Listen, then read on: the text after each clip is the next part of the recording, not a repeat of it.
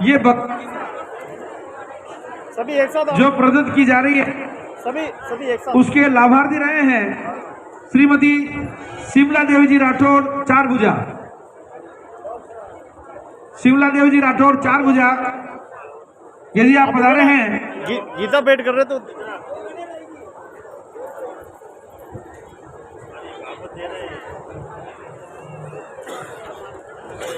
इनको शपथ भी दिलाओगे, ये पढ़ेंगे नहीं, घर में भेजा के रख देंगे काम क्या। हेलो, इनका सम्मान होना है, परंतु वहाँ डेथ हो जाने से वो आए नहीं है।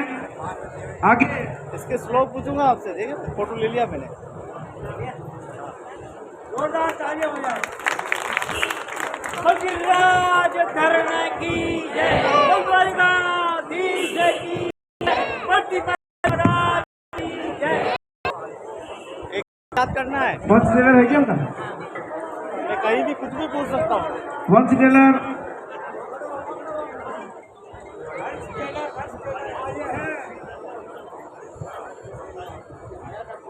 हाँ, कोई बात नहीं।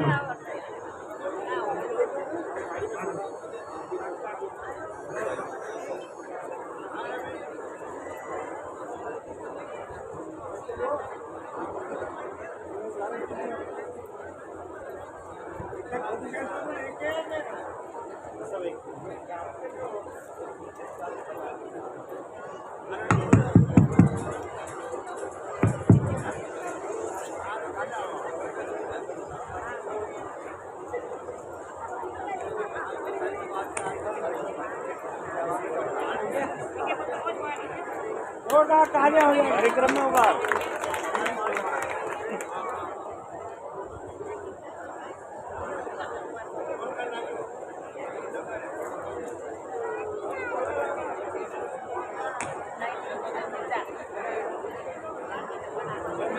हेलो हेलो, जय श्री भिवाजी महाराज की, जय द्वारकाधीश की। मैं आपको एक बात कहना चाहूंगा। दादा हिलाओ मत वो।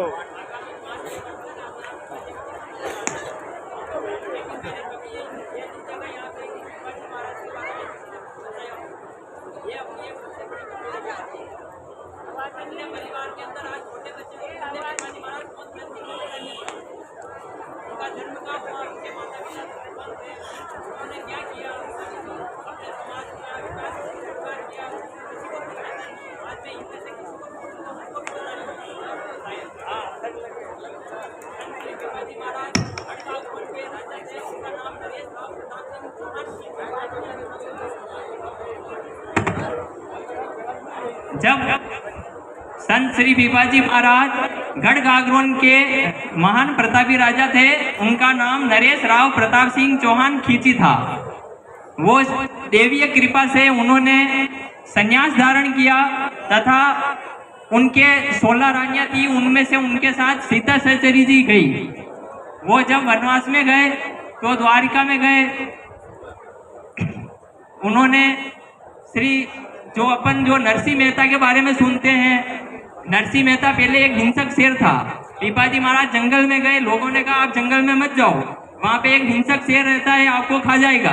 तो भिवाजी महाराज ने कहा मेरे साथ तो द्वारिकाधीश है, मेरा कोई कुछ नहीं बिगाड़। जब वो जंगल में गए, शेर सामने खड़ा था, भिवाजी महाराज ने उसको आत्मज्ञान दिया और शेर उनके पास बैठकर ज्ञान प्राप्त किया और वो अगले जन्म में नरसिंह मेहता बने। आज इस बात को अपने परिवार में भी बहुत सारे नहीं जानते, ये सबसे बड़ी कमी है।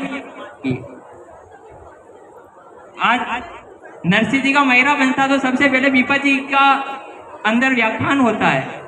इसी प्रकार संत श्री भिवाजी महाराज जब गागरोनगढ़ में तपस्या कर रहे थे, उस वक्त सिख गुरुदेव नानक देव सिंह वहां पधारे।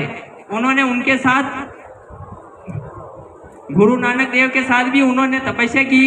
आज गुरु ग्रंथ साहिब में भिवाजी महाराज की साखियों का बखान है, जो आज भी गुरुद्वारे में बचता है।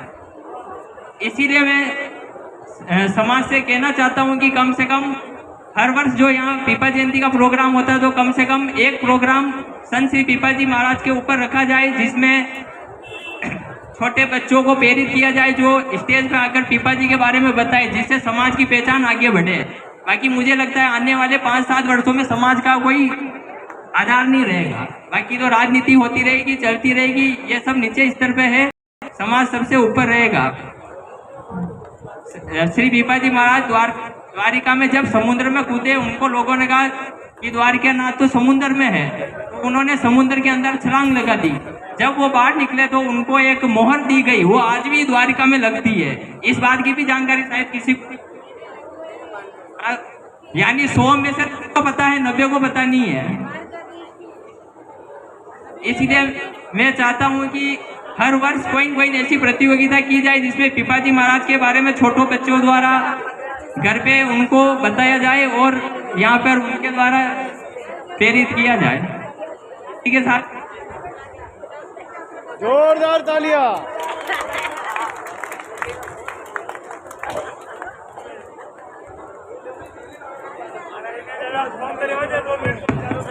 हेलो, मैं जो इस समारोह के और इस कार्यक्रम के लाभार्थी रहे हैं उनका स्वागत किया जाना है, तो मैं शुरुआत कर रहा हूँ। पुष्प वर्षा के लाभार्थी श्री मांगीलाल जी सोलंकी आप रहे हैं। इन्होंने जो शोभा यात्रा में पुष्प की वर्षा की गई थी उनकी व्यवस्था आपने की है और उनका सारा खर्चा आपने उठाया है। श्री प्रभुलाल जी पवार से अनुरोध करूंगा कि आप पधारें और उनका उपरना, भगवत गीता और पगड़ी पहनाकर इनका स्वागत करें। श्री मांगीलाल